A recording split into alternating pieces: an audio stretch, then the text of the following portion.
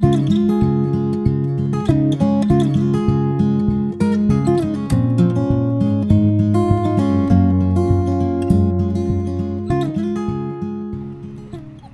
Faith's progression with birds, she started with a flightless quail that she could investigate and put her mouth on. Then we moved on to visible quail that she could stalk and dominate. Next, we moved to quail hidden in light cover that she had to find using her nose.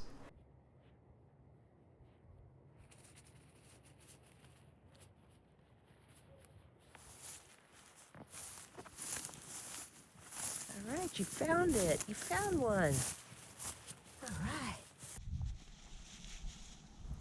Then we moved to flightless chucker that she could hunt in light cover.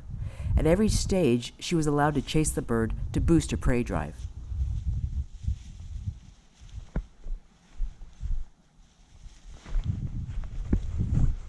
Okay, no more that you can catch.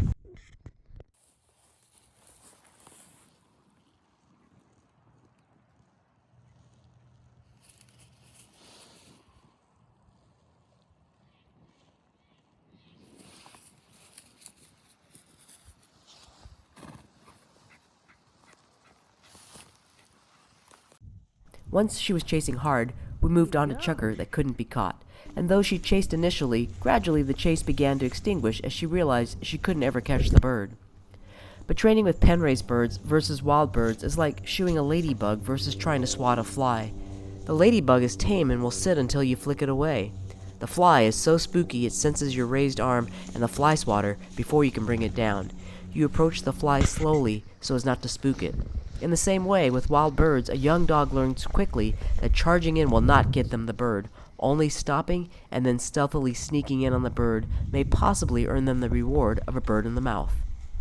Up until now, Faith has been using her nose to win birds and then going right in to flush them.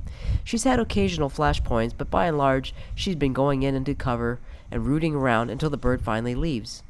Ideally, we would want birds that would spook as soon as the dog crowds them, but these are pen-raised chucker, akin to ladybugs in the hierarchy of innate survivalists.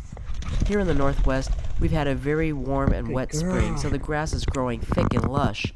As a result, the chucker are now burrowing into the grass, making it much less likely they'll flush spontaneously when the puppy nears them. I don't want the pups to learn that they can get nose to nose with a bird and possibly catch it on the ground any longer, so this next step is where I diverge a little bit from Julie Bates' method. Julie does not do this, but where I live, I found that pigeons can be a useful substitute to help teach puppies that they can't get near a bird on the ground.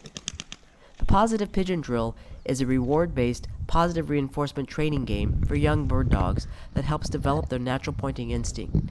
It involves no pressure, no commands, and is solely based on natural consequences. The puppy is teased with a homing pigeon, which the handler moves out of reach whenever the puppy lunges at it.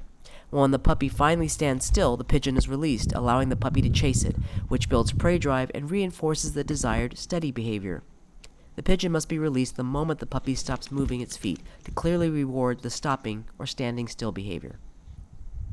Since Faith has already learned that she can't catch a flying bird, she doesn't chase far, but her prey drive is still activated, and by repeatedly not moving in the presence of the bird, she gets to chase it when it's released.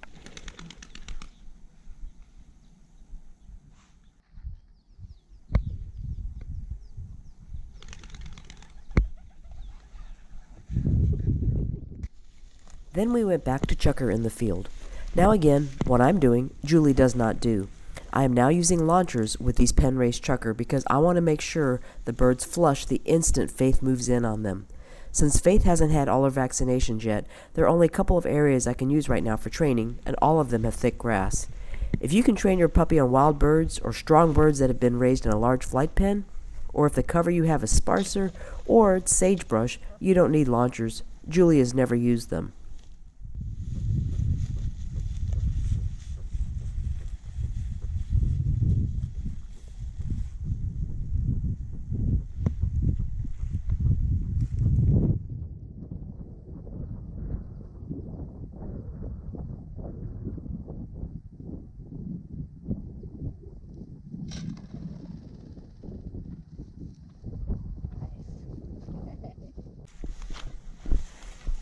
There's certainly downsides to launchers.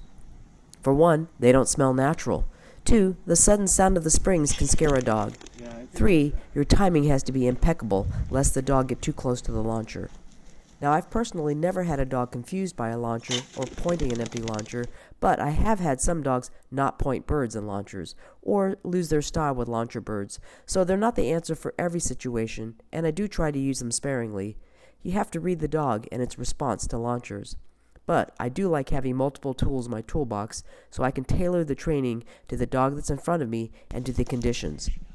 I want to keep it between the bird and the dog as much as possible, with the least amount of human That was good. intrusion.